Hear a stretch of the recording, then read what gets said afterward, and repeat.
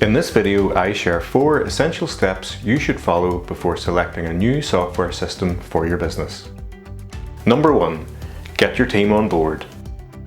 Changing the way you work is a difficult job, but if you get your team to share their frustrations and ideas, they'll be more bought in to making a new system work.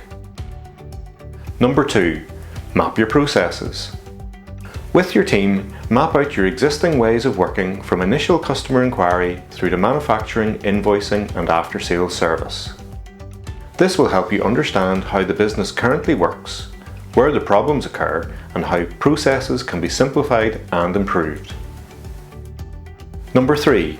Identify process bottlenecks and priorities for improvement. Process mapping will help you see where things get stuck and where problems arise. Now you need to prioritize them. By listing these, you'll understand the must-have features from any MRP or CRM systems you are evaluating. Finally, number 4. Be ready to trial the software.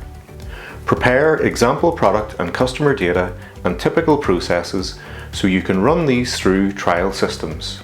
This will help you understand how effectively real-world scenarios will be handled by each system. If you follow these steps, you'll save time and money making the right choice for your business and your team.